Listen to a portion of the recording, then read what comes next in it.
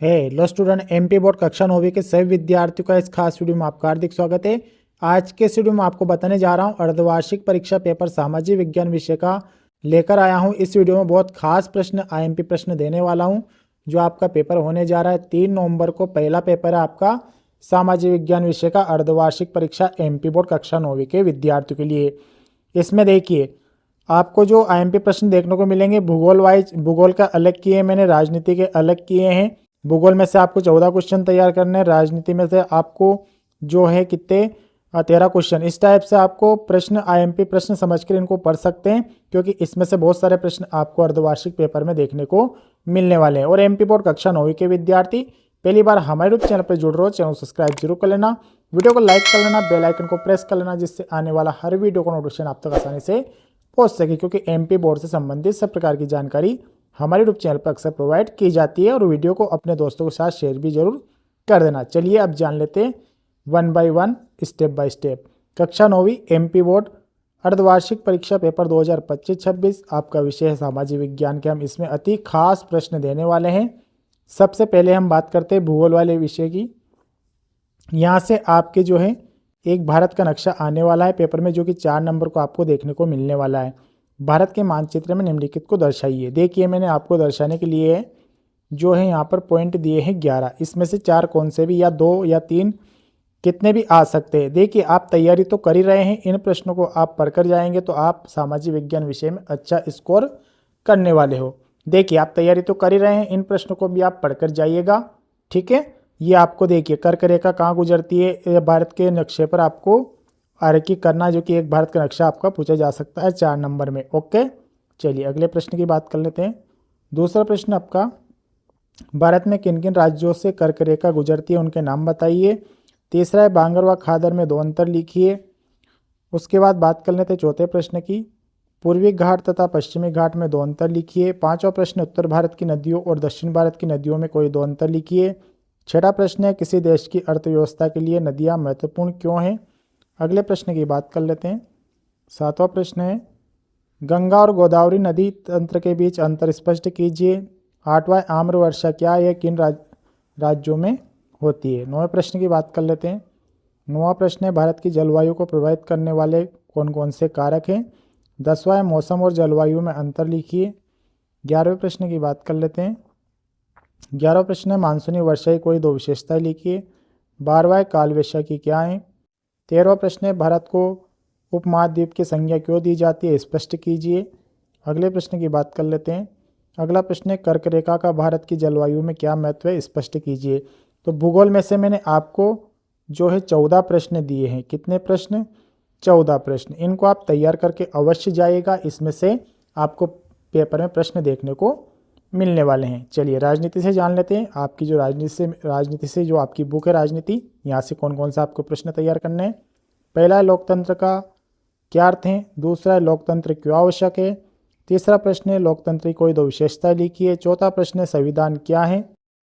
देखिए आपका जो ये जो मैंने प्रश्न दिए हैं बिल्कुल सिलेबस के अकॉर्डिंग दिए हैं। जो आपका अर्धवार्षिक परीक्षा का सिलेबस है, कहाँ से चैप्टर से पूछे जाएंगे, उसके अनुसार मैंने आपको प्रश्न प्रोवाइड करवाए हैं। देखिए आपने अभी तक अर्धवार्षिक परीक्षा का सिलेबस नहीं देखा है तो हमारे यूट्यूब चैनल पर जो वीडियो बना हुआ है उसको आप जाकर देख सकते हैं। ओके, चलिए। 5वां, संविधान संशोधन का क्या अर्थ है। 6वां है, संविधान सभा किसे कहते हैं। 7वां है, पंथ निरपेक्ष संविधान क्या है। अगले प्रश्न की बात कर लेते हैं। 8वां प्रश्न है, संविधान क्या है, संविधान की 3 विशेषताएं लिखिए। 9वां प्रश्न, आम चुनाव क्या होते हैं। 10वां, उपचुनाव क्या है। 11वें प्रश्न की बात कर लेते हैं। 11वां प्रश्न है, भारतीय चुनाव आयोग के सामने क्या चुनौतियां हैं, कोई 2 लिखिए।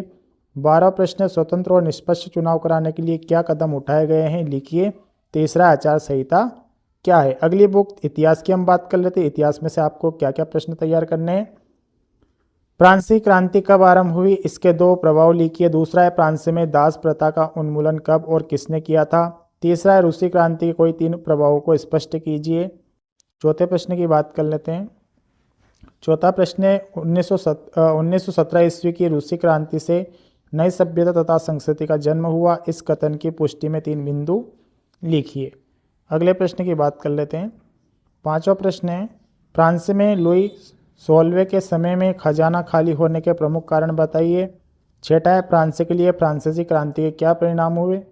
उसके बाद 7वें प्रश्न की बात कर लेते हैं। रूस में जार का शासन क्यों खत्म हुआ, कोई 2 कारण लिखिए। 8वां है रूसी क्रांति के 3 कारण लिखिए। 9वां प्रश्न है जिप्सी व होटो का अर्थ बताइए। उसके बाद अगला प्रश्न है होटो नहीं गेटो है ना, गेटो है, ओके। नार्डिक जर्मन आर्य कौन थे। उसके बाद अगले प्रश्न की बात कर लेते हैं। नास्तिवाद की 2 प्रमुख विशेषताओं को लिखिए। 12वां है नास्तिक सोच के खास पहलू कौन से थे। 13वें प्रश्न की बात कर लेते हैं। 13वां प्रश्न है घुमंतु खेती क्या है, अंग्रेज इसे नुकसानदेह क्यों मानते थे। 14वां है घुमंतु खेती पर रोक लगाने का फैसला सरकार ने क्यों किया। 15वां है वन विनाश किसे कहते हैं। अगले प्रश्न की बात कर लेते हैं।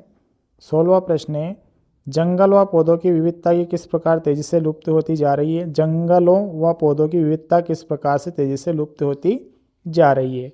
17वां प्रश्न है वनों से होने वाले 2 प्रत्यक्ष लाभ लिखिए।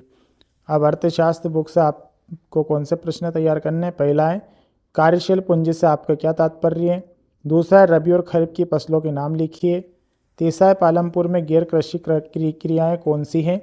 चौथा है बहुविध फसल प्रणाली किसे कहते हैं। 5वें प्रश्न की बात कर लेते हैं।